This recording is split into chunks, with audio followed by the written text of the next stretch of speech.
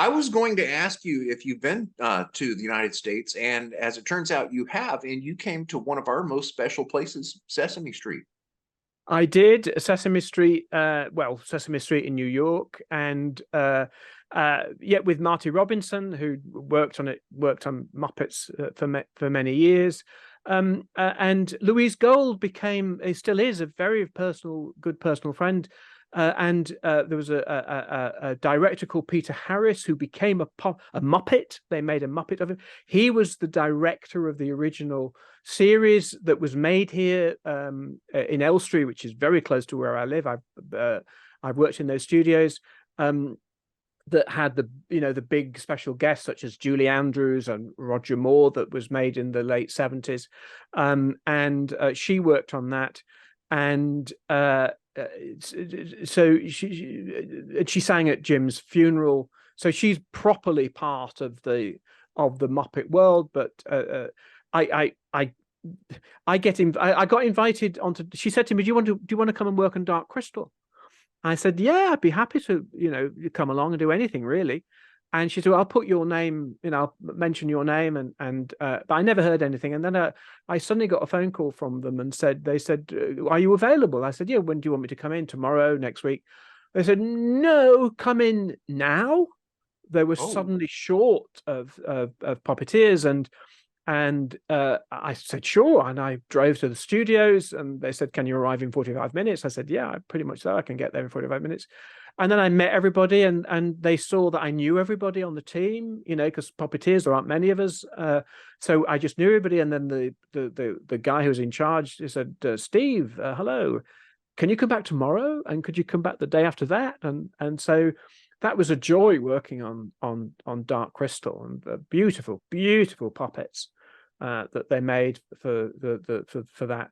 And just sometimes we would sit there all day doing nothing, and then sometimes you just go into the studio and suddenly, you had to start doing things very quickly, and it's a huge set, and it was just wonderful to be back, with friends working on this passion project that the Hensons had for many years, and very good it was too.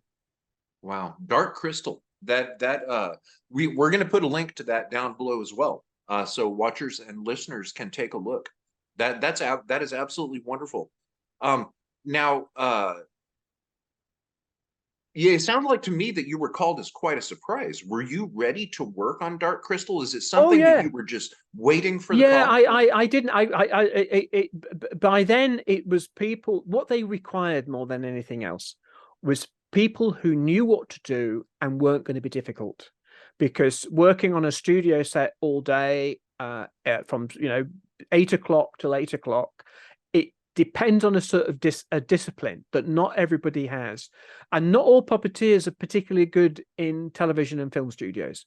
So you get puppeteers who are brilliant when they do stage shows, but the technicality of monitors and cables, and the way Muppets work, you have to be partly a technician, and you need partly a technician's mind. So puppeteers, not all puppeteers are suited to, frankly, can be quite a dirty film set in terms of dust and so on, and muck and mess. Film sets are not clean environments, and you've got to be called on at a moment's notice, and your concentration has got to be such that you could sit there all day in the green room waiting to be called, but as soon as you're called, you've got to be absolutely on the ball, know what you're doing, and so on. So it's a film work is a strange one. It's and I knew people that worked on Dark Crystal for a day and said, "I can't do this. I don't know how to make this work." And that's why, Louise Gold very kindly gave my name to the producers, and they said, "Yeah, get him in. He's worked on the other shows." And as I said, they kept inviting me back, which was great. Okay. Now, so you were obviously looking forward to it. Did you happen to look at the caller ID one morning and know who was calling and think, No, there it is, there it is. it was. I'd worked with Louise, and I hadn't. I tell you what had happened on a technical. So there were two films being made at the same time. There was Dark Crystal, and there was also Star Wars being made at Pinewood, and Star Wars also used up a lot of puppeteers. So suddenly, pretty much every puppeteer in the UK was either working on Dark Crystal or they were working on Star Wars. And I didn't work on Star Wars, but I have friends who did. And it wasn't a matter of you fit into one camp or the other. It was the fact that they'd run out of people, and I'd essentially retired from puppeteering. I hadn't done it for 10 years or something. So, but when Louise said, "You want to come and do it?" I said, "Of course I want to come and do it. It'd be great." So it was a complete surprise, but I was available. I was free, and I had finished the book, and there's a few people that I really respected, puppeteers that I had worked with, that I really respected, and I said, "Look, we have a lot of free time here. We're often sat waiting. Would you mind if I brought my book in for you to read?" And there was one particular guy who's sadly no longer with us, who was a very, very good personal friend. And he was always the friend that you'd want to sit next to in the green room during the break. He was just a really nice guy. And he was a puppet maker, and he worked on Thunderbirds and things like that. And of all the people who read my book, I wanted him to like it the most. He was very down to earth, and he sat and read the book on the time that I was on Dark Crystal, and it was a great, great thrill. It was called Phil Eason, and it was a great, great thrill when he came and said to me, "Steve, this is good." And then I thought, I now know it's good because Phil has told me it's good. Beautiful. Other people say, "Oh, it's marvelous, it's brilliant, the writing," I didn't believe them. When Phil told me it was good, I knew it was good. Beautiful. So when people watch the Dark Crystal, can you say, who are you in it? Who are you? Well, I was none of the major characters. I was often on cables, or I was an arm or something. And they shot it out of sequence. So all the scenes in the one environment, there was, I think, the 10 episodes of it. So they shot it out of sequence. So I could probably tell you here and there what I was in certain scenes. Now the puppeteer that was sort of in charge of the casting and was sort of one of the top teams, I didn't know him at all. He was a young puppeteer, and I thought he won't know who I am, and I kept out of the way. And after 2 or 3 days, he came up to me. He said, "Oh, it's great to have you on board, Steve, and I want to chat to you." I said, "Really?" He said, "Yeah, I want to talk about your work on Spooks of Bottle Bay. I want to talk about your work on Cat's Eyes and Crazy Cottage." And he was listing my CV. And he was a young puppeteer, but of course, because he was interested in puppets, he had followed the career of all the puppeteers. So he knew my work backwards. Which I found extraordinary, because not many people knew I want to talk to you about Dan and Dusty as well, this series, an adult puppet show that I did. I want to know how that worked. I was quite taken aback by, I didn't think he'd know who I was, but not only did I know who I was, he knew every show that I'd been on, even the most obscure ones. So then we sat down and chatted about puppets, which and he's one of the modern major puppeteers in the UK. Okay. Now, your work on the BBC tribute to the art and craft of the Impressionist, Nightmare of a Thousand Faces, you guest starred in Alistair McGowan's Big Impression series as well. and the impressionable John Culshaw series. Yeah, well, Could you fill us Alistair is in? a big impressionist in the UK. John Culshaw. So on Alistair's show, he knew that I did a good Maggie Smith. So I think they wrote a sketch where I could be Maggie Smith, and he played Hugh Grant, and I was Maggie Smith. I can't remember much about it, but he was one of those sort of costume drama theatre. So essentially, I did a sort of Maggie Smith. The way she is in Downton Abbey. Oh, Gwendolen, stop being fascinating and come and make a fourth at bridge. So I was doing all that sort of stuff. Interesting.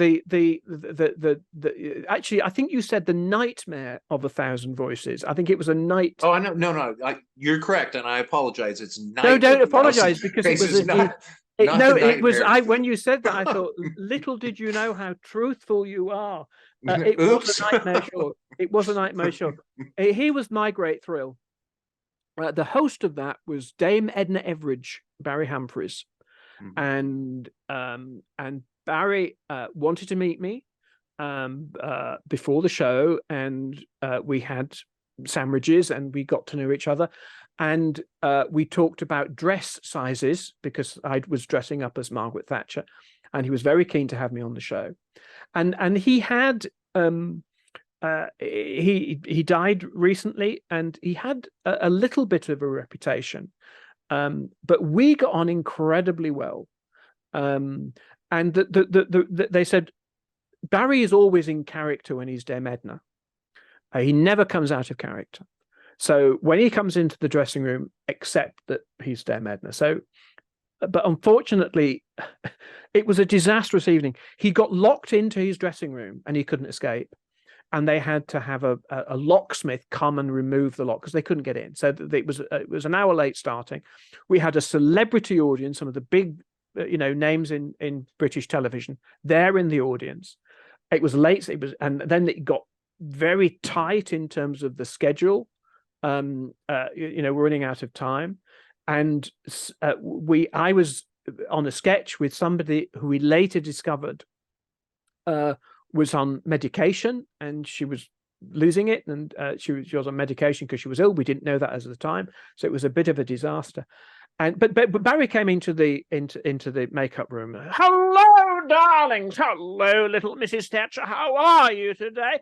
I hope you're gorgeous. And he was doing all the Barry stuff, and as Dame Edna. But here's the thing: it went so wrong, did the show, and backstage in between some of the sketches, Dame Edna came up to me, grabbed my arm, and said, Steve, can we edit this? Can we edit it? And suddenly he was Barry, and very, very vulnerable, because the show had gone wrong. And he was asking me if they could edit it. And I thought, you're no different, Barry, to all performers. We are tanks on top. We are tough tanks on top. And we're tiny little butterflies underneath that are so crushable. And it wasn't a successful evening, and they never repeated it. They edited it, oddly enough, they did edit it relatively well. But it was people who were there in the audience have reminded me of it since. It was not a great night. But it was a great night for me because I worked with Barry, and we got on really well, and he was very kind to me. If you're hearing explosions, by the way, this is because we're preparing for. It doesn't happen much anymore, but we have what is known as Guy Fawkes Night on the 5th of November. Oh, yeah, I've heard of that.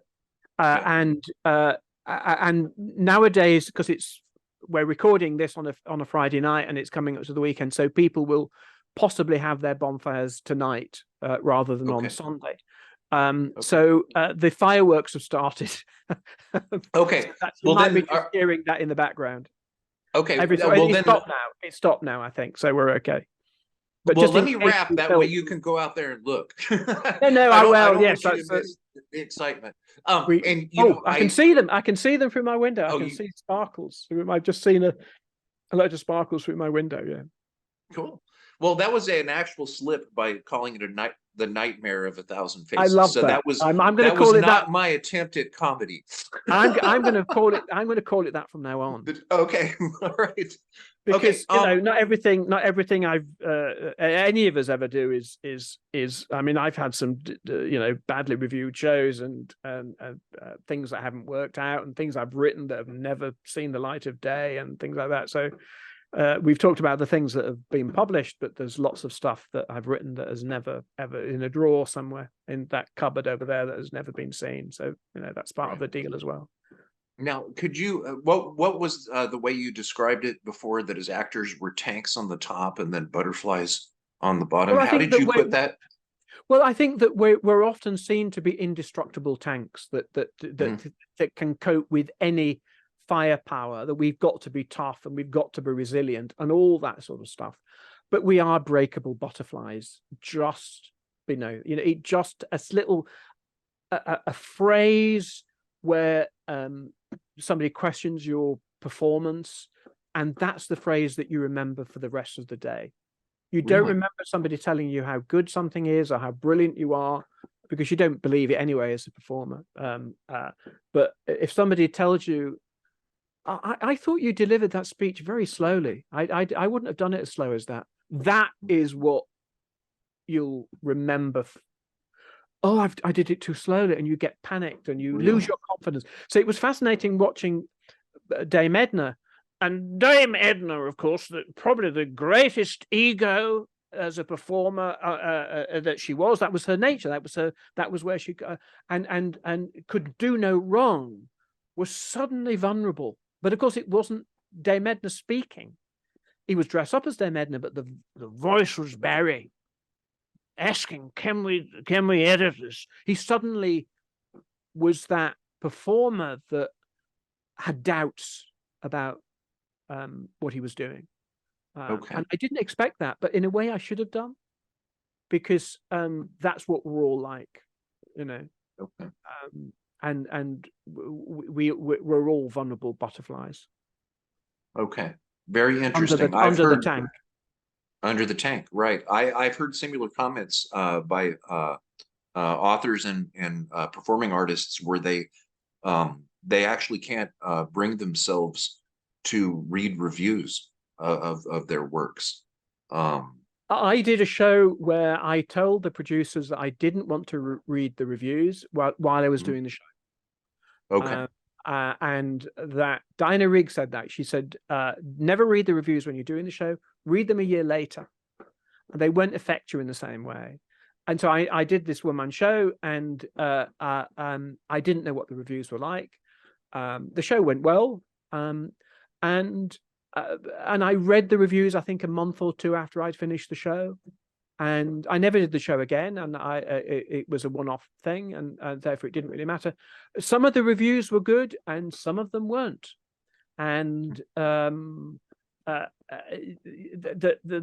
it didn't matter anymore, because it had happened. It'd been seen to be successful. It had done very well in terms of box office and things like that, in terms of people. The people that went to see it really enjoyed it, and that was what mattered to me more than anything else. But and some people gave it very, very good reviews, and some people didn't. But if I'd have read them the day after the first performance, it's the bad ones that would come into you. And when you're doing a one-man show, and this was about 90 minutes of just me talking, really, which is a bit like this chat now, but anyway, that's another matter. You're trying to remember the lines, but what's inevitably going to happen is that phrase that the reviewer, clever little put down that they put in, I don't remember what they were now, but that clever little put down that they put in the review, that's the words that are going to get mixed up in your head. That's just the way performers are. So you're better off not knowing what those words are when you're performing, because otherwise you won't remember what you've meant to say. It's right. It's difficult. Okay, so let's wrap it up here. And I'm terribly sorry for keeping you an hour over what I had asked, but and thank you for hanging in there. I have really enjoyed talking to you. Well, it's coming in a 10-part series. This is the long. We need the long form. long form interview. So you have a Doctor Who story that nobody else has heard, right? Well, this was an actor that I knew many years ago, and you may know the episode better than I do. But there was a character called Briggs, Nicholas named Briggs. after Nicholas Briggs, who I've worked with, who was the voice Oh, of the Daleks, and still is. And in the 1980s, I think they created a character for an actress called Beryl Reid, and she played Captain Briggs. So, and she was on a sort of a starship situation.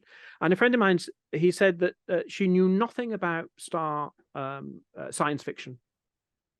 And Beryl Reid was a very well-known character actress, and she'd been in films such as The Killing of Sister George. She was a very well-respected actress. She'd also come from Variety, where she had done comedy characters. And I had based on Spitting Image, I had based the character of the Queen's mother, we know her as the Queen Mother, and I based it on Beryl Reid and the characters that she created, because they looked alike and were the same. Anyway, the point being, at the read-through of the Doctor Who script, Beryl Reid was going through the script, and she had to say, I want you to send the ship into warp drive.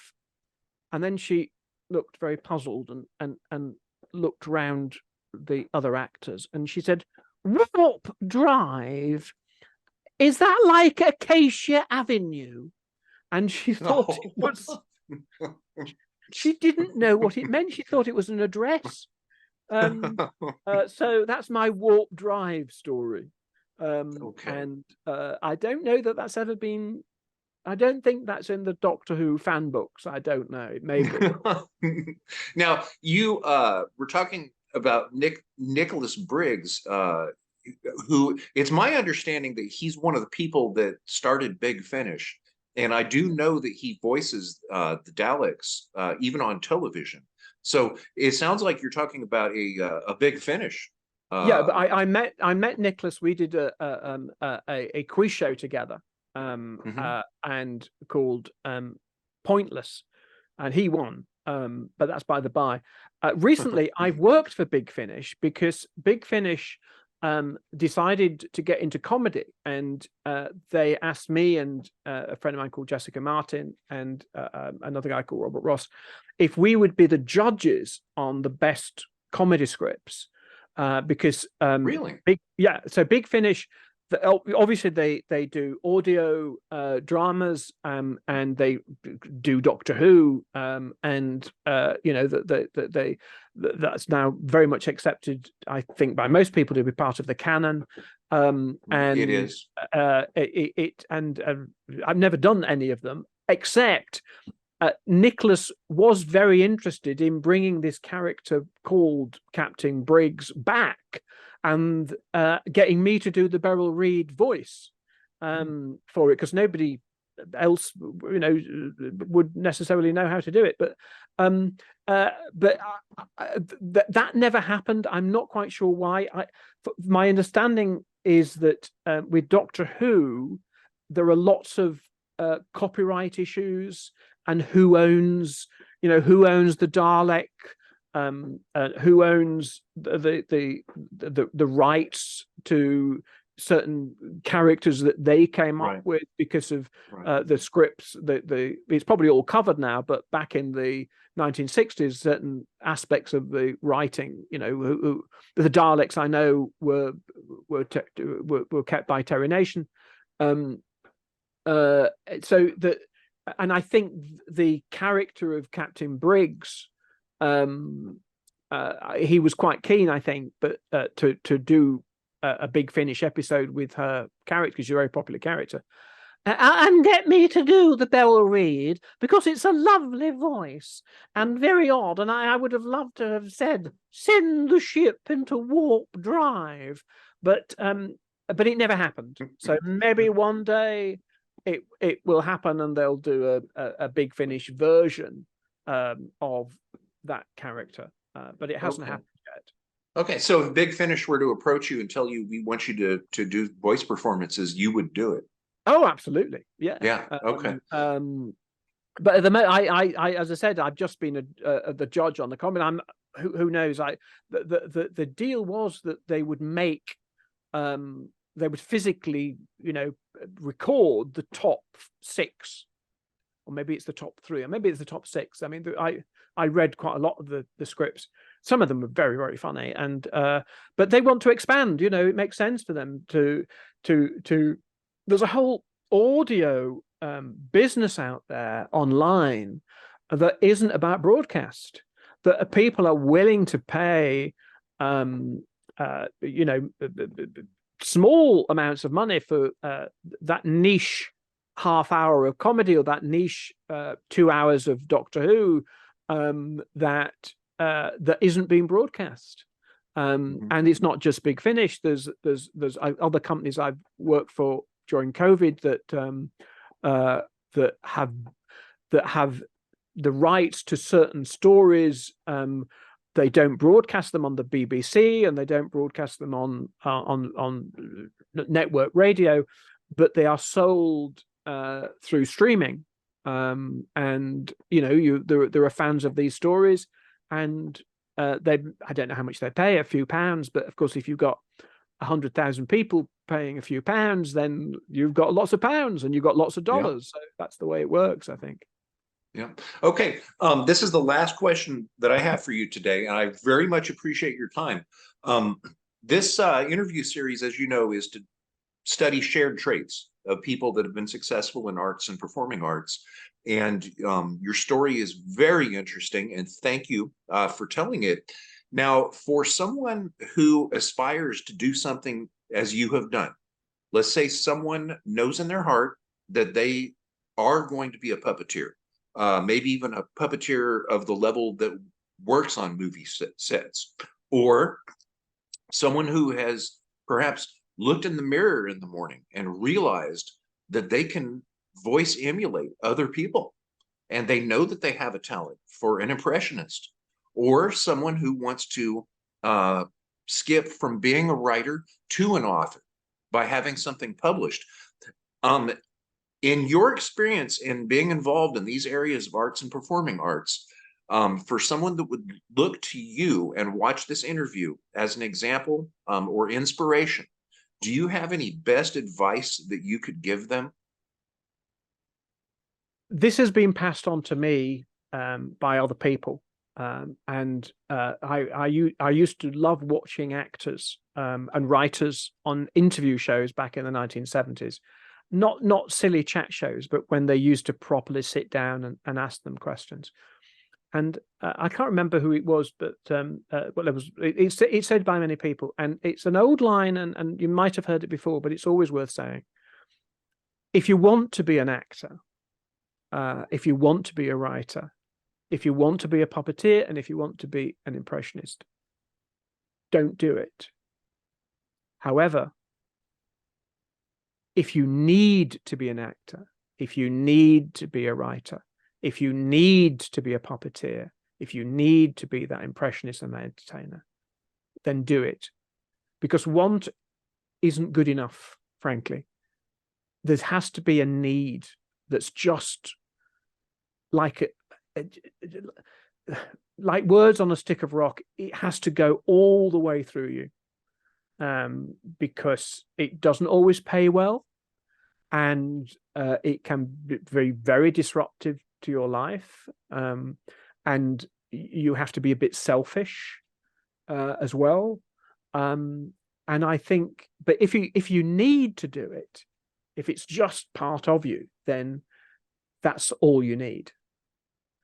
You may be, and also the other thing I would say, which is more me than other actors or whatever, make a distinguish between success is something that other people give you.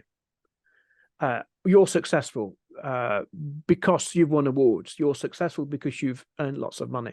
You're successful because people know who you are because you're famous. Don't judge your life by success, because that's what other people decide. Other people decide how much you're paid. Other people decide whether you should get the award. Other people decide whether they know who you are. Achievement is something that you can give yourself.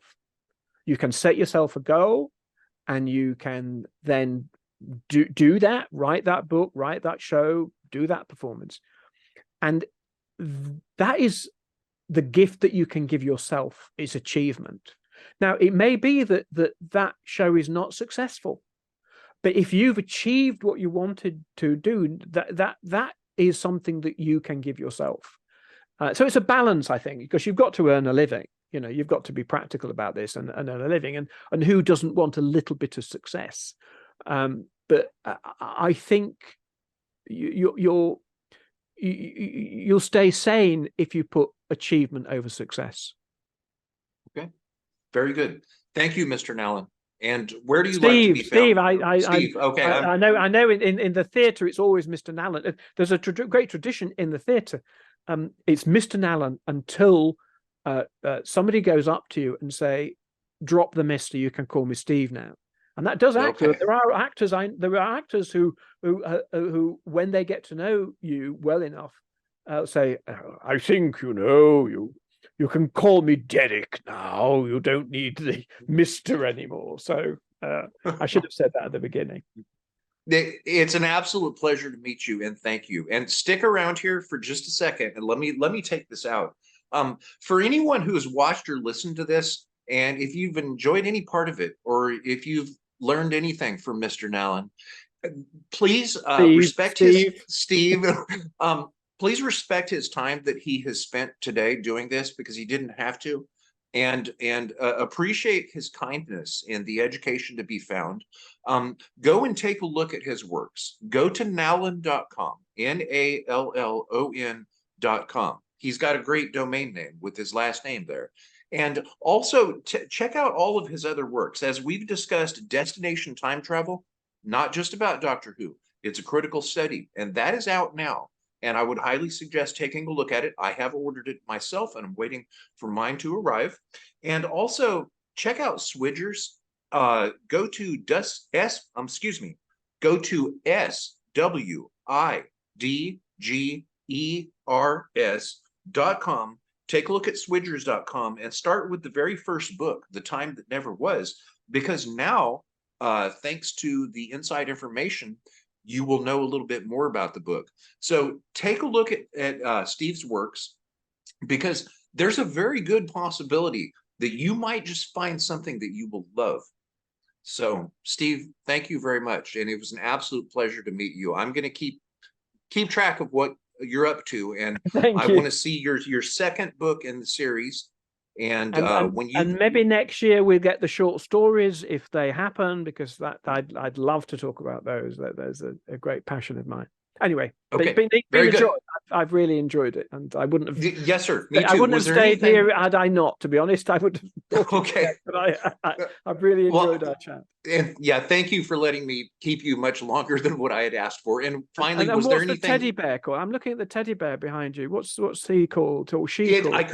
I couldn't find my TARDIS. The teddy bear actually doesn't have a name, but when I sat down to record this morning, she was already there. So I thought, well, let's leave the teddy bear. The TARDIS has disappeared. I think it may have traveled in time. I usually have a TARDIS up here. Yeah, I have a little teddy bear called Little Ted, and it's still with me.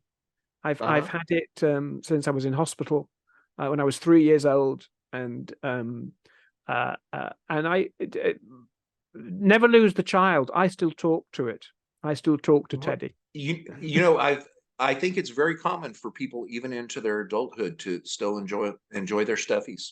So, anyway, was there anything that I did not ask you today that you wish I had? No, I think I'm very, very happy with the chat, and okay. I think it's been I've learned a lot, I think, myself, because I think sometimes when you're talking, you learn things about yourself that you didn't quite know before. So it's every day is, I don't mean this, every day is a school day. What I mean by that is you're learning every day, something, and I think that's a good thing. Okay, thank you so much, and have a nice evening. You too. Bye. Okay. Bye-bye.